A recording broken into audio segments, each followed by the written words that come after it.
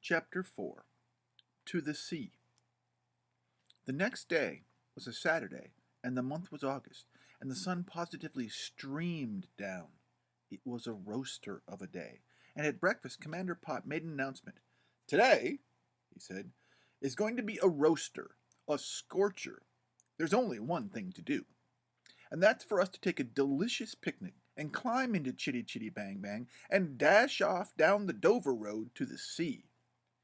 Of course, everyone was delighted with the idea, and while Commander Pott and Jeremy and Jemima went to get Chitty Chitty Bang Bang ready, fill her up with petrol, check the water in the radiator, verify the oil in the sump, testing the tire pressures, cleaning yesterday's squash flies off the windshield, dust down the body, and polish up the chromium until it shone like silver, Mimsy filled a hamper with hard-boiled eggs, cold sausages, bread and butter sandwiches, jam puffs, with, of course, like all good jam puffs, more jam than puff, bottles and bottles of the best fizzy lemonade and orange squash, and then they all piled into the car, with the hood down, of course, and with Chitty Chitty Bang Bang's usual 2 sneezes and 2 small explosions, they were off and up the lane to the motorway that led towards Dover and to the sea some 20 miles away.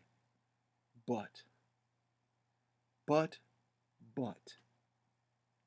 and once again, but 22,654 other motor cars full of families, that was the number announced by the Automobile Association the next day, had also decided to drive down the Dover Road to the sea on that beautiful Saturday morning.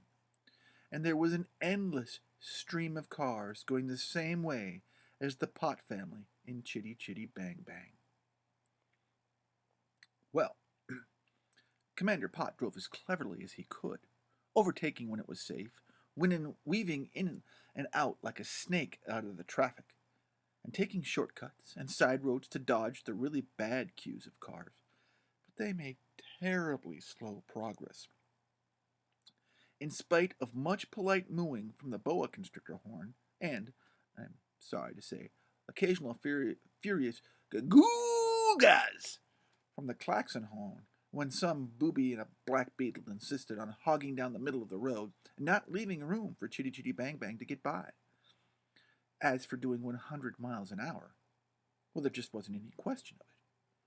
And they crawled along at a miserable 20. All of them, Commander Pott, Mimsy, Jeremy, Jemima, were getting more and more hot and impatient. Even Chitty Chitty Bang Bang began steaming angrily out the top of her radiator, on which, I'd forgotten to tell you this, there was a silver mascot of a small aeroplane whose propeller went round and round in the wind, faster or slower, according to their speed. And although they couldn't see them, Chitty Chitty Bang Bang's big headlamp eyes, which had been so gleaming with happiness and enthusiasm ever since the day before, began to get angrier and more impatient, so that the people who had gazed in admiration at her through the back windows of their cars became more and more nervous of this gleaming green monster behind them, beginning to look as if she wanted to eat them up with all the silver jaws of her radiator. All the line upon line of black beetle cars that were getting in her way and keeping her family from their picnic by the sea. But at the same time, they were making steady progress, though very slow progress, until outside Canterbury, where they came upon a solid jam of cars that must have reached at least a mile. And there they were, stuck at the back of the queue. It really looked as if they couldn't possibly get down to the sands and the sea in time for their picnic, let alone have a wonderful bathe before it. Suddenly, Commander Pott happened to glance at the dashboard over on the left, opposite Mimsy, and he said excitedly, "Say, all of you, look at that!" And Mimsy looked, and Jeremy and Jemima peered over the back of the seat, and amongst all the knobs and instruments, a light on top of a small knob was flashing a pale pink, and it was showing a word, and the word was pull. "Good heavens," said Commander Pot. "I wonder what that knob was for. I wondered what that knob was for, but it's one of the ones I haven't had time to tinker with. What can it be for?" "Look!" cried Mimsy. "The light's turning red." And sure enough, it was. And now another word was showing. And do you know what the other word was? It was idiot. So now the angry red knob said, "Pull, idiot." And Commander Pot laughed out loud and said, "Well, I never! That's pretty good cheek. Here's Chitty Chitty Bang Bang taking control and calling me an idiot into the bargain. Oh well, here goes." And he reached over and pulled down the little silver lever. The children, in fact the whole family, sat on the tips of their behinds.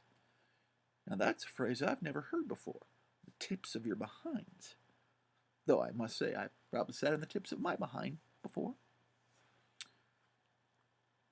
Nonetheless, the children did, in fact, sit on the tips of their behinds, if you see what I mean, and waited excitedly to see what would happen.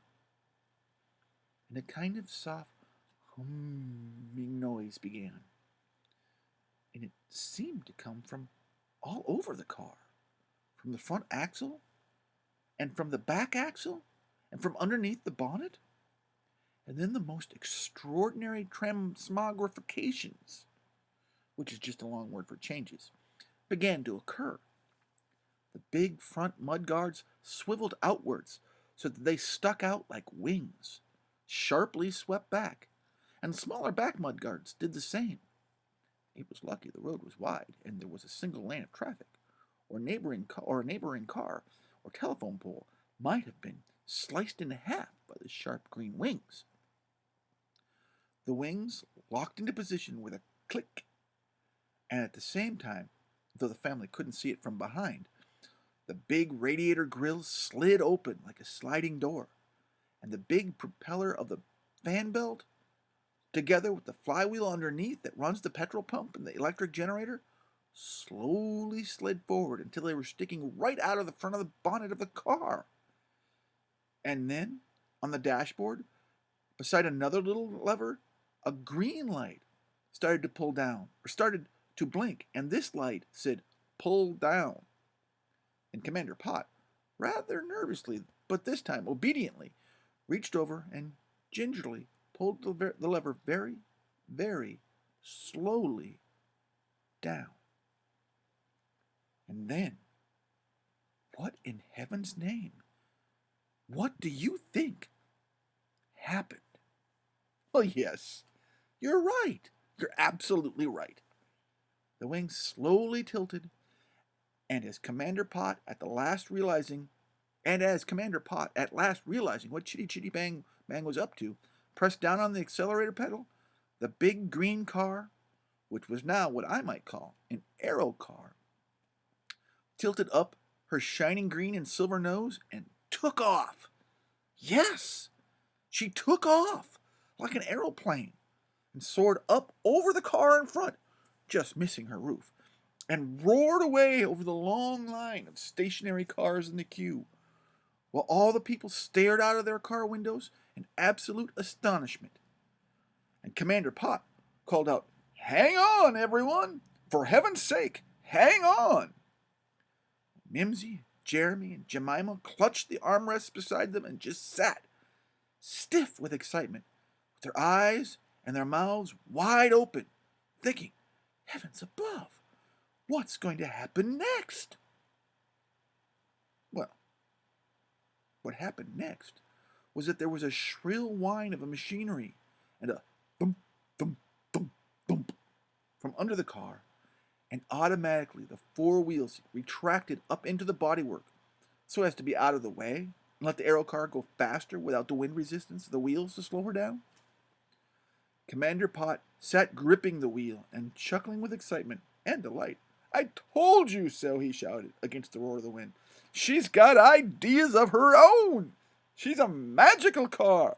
Don't worry, she'll look after us."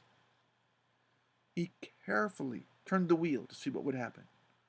And sure enough, the bonnet of the car followed what he did. And after curving about to get a feel of the steering, Commander Pot made straight for the tall tower of Canterbury Cathedral in the distance, soaring over the long line of cars in which the poor people were roasting in the sunshine and sniffing up the disgusting petrol fumes of the cars in front. Gradually, as they got more confidence, Mimsy, Jeremy, and Jemima sat back more comfortably in their seats, and Jemima's golden hair streamed out in the wind like a golden flag behind the car, and Jeremy's black mop blew about like a bird's nest in the hurricane. Over the solid line of cars they flew, altitude 500 feet, airspeed 100 miles per hour, engine temperature 120 degrees, outside temperature 70 degrees, revolutions of propeller 3,000 per minute, visibility 5 miles, over the river that runs through Canterbury, down to the coast, over the houses and over the fields, the cows and the horses and the sheep stampeded about at the roaring noise of this big green dragon that they had never seen before, and the shadow of Chitty Chitty Bang Bang chased after them over the ground.